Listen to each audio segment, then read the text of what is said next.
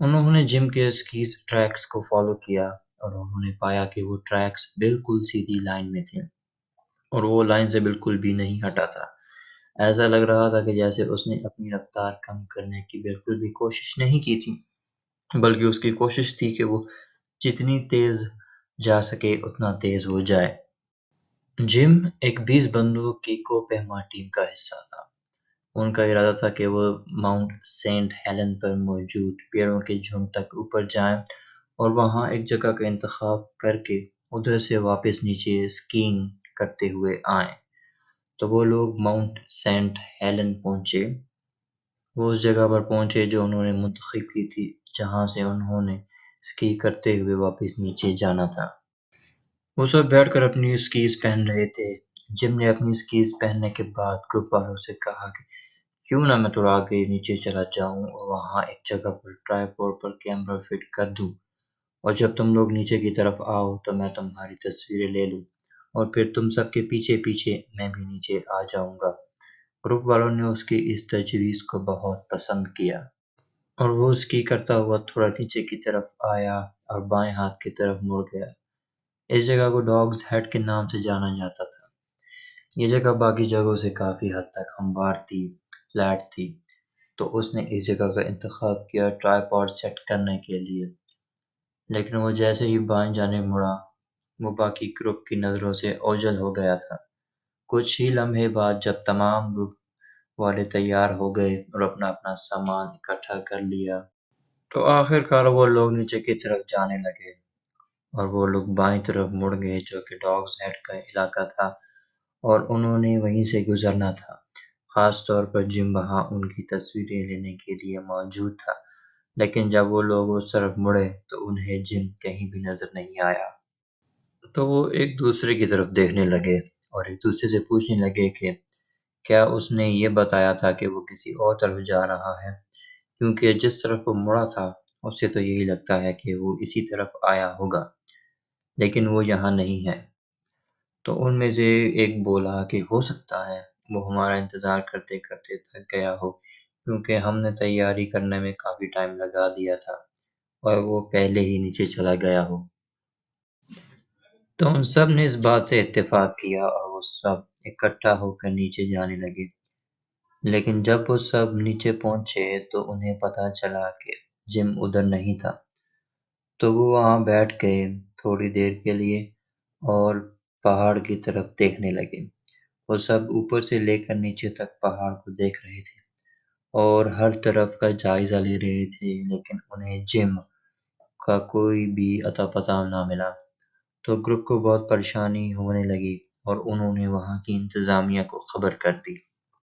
جم کو تلاش کرنے کے لیے جب پہلی ٹیم آئی تو سب اوپر ڈاگز ہیڈ والی جگہ پر گئے، کیونکہ گروپ کے مطابق جم ادھر ہی گیا تھا تاکہ ٹرائی پاڈ سیٹ کر سکے۔ اس جگہ کی تلاش کے دوران انہیں ایک ضائع کیا ہوا فلم کا باکس ملا۔ اس کے اندر کچھ بھی نہیں تھا، نہ فلم اور نہ ہی کیمرہ۔ اس ڈبے میں اگر ہوتا بھی تو صرف فلم رول ہی ہو سکتا تھا۔ وہ باکس ایک طرح سے برف میں چھپایا گیا تھا۔ اس باکس کے پاس انہیں جم کے اسکیز ٹریک نظر آ گئے، جو کہ جنوب ساؤتھ کی طرف نہیں جا رہے تھے جدھر باقی گئے تھے، بلکہ وہ ٹریکس مشرق ایسٹ کی طرف جا رہے تھے جہاں ایپ کینین نامی علاقہ تھا۔ اور پھر انہوں نے جم کے ٹریکس کو فالو کیا اور انہوں نے پایا کہ وہ ٹریکس بالکل سیدھی لائن میں تھے اور وہ لائن سے بالکل بھی نہیں ہٹا تھا۔ ایسا لگ رہا تھا کہ جیسے اس نے اپنی رفتار کم کرنے کی بالکل بھی کوشش نہیں کی تھی، بلکہ اس کی کوشش تھی کہ وہ جتنی تیز جا سکے اتنا تیز جائے۔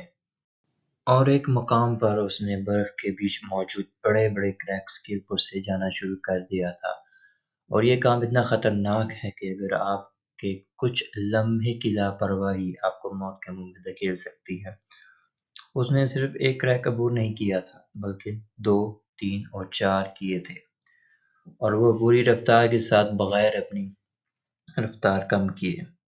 اور پھر اس کے ٹریکس کے نشان سیدھے اس وادی کی آخر کی طرف جا رہے تھے جہاں سے آگے ایپ کینین کا علاقہ نظر آتا تھا، اور وہ اڑتا ہوا نیچے جا گرا ہوگا۔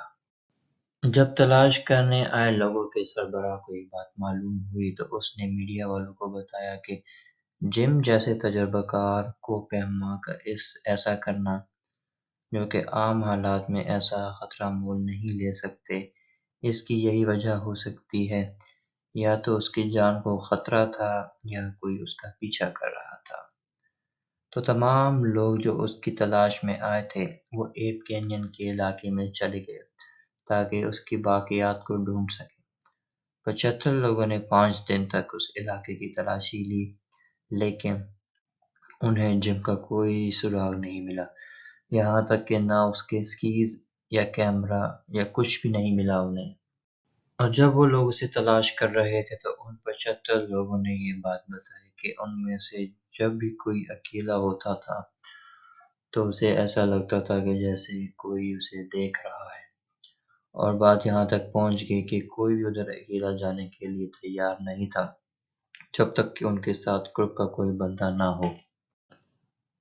ان 5 دنوں کی تلاشی کے بعد جو کہ انہوں نے صرف اور صرف ایپ کینین میں لگائے تھے، انہوں نے اور 5 دن لگائے جس میں نہ صرف ایپ کینین بلکہ ارد گرد کے علاقے کی تلاشی بھی لی گئی، اور آخرکار 10 دن کی تلاشی کے بعد جب انہیں جم کا کوئی اتا پتہ نہ ملا تو یہ کام بند کر دیا گیا۔ تفتیش کرنے والوں نے یہی اندازہ لگایا کہ کیونکہ جم ڈائبیٹک تھا، شوگر کا مریض تھا اور وہ اپنی انسولین بھول گیا تھا اس دن، تو شوگر لیول لو ہونے کی وجہ سے وہ کنفیوز ہو گیا اور اسے کچھ سمجھ نہیں آیا اور وہ سیدھا ایپ کینین والے علاقے میں جا گرا، اور اس طرح گرا کہ برف میں دھنس گیا اور چھپ گیا۔ یہ تو جیسے سرچ پارٹی کے سربراہ نے کہا تھا کہ کوئی اس کا پیچھا کر رہا تھا اور وہ اپنی زندگی بچانے کی کوشش کر رہا تھا۔ جو کوئی بھی اس کے پیچھے تھا اس نے اسے اتنا خوفزدہ کر دیا تھا کہ وہ بالکل سیدھی لائن میں اسکی کرتا ہوا جا رہا تھا نیچے کی طرف، برف کے کریکس کے اوپر سے، اور سیدھا ایپ کینین میں جا گرا۔ اور یہ فرض کیا گیا کہ جو بھی اس کا پیچھا کر رہا تھا وہ ایپ کینین میں گیا، وہاں سے اسے اٹھا کر اپنے ساتھ لے گیا۔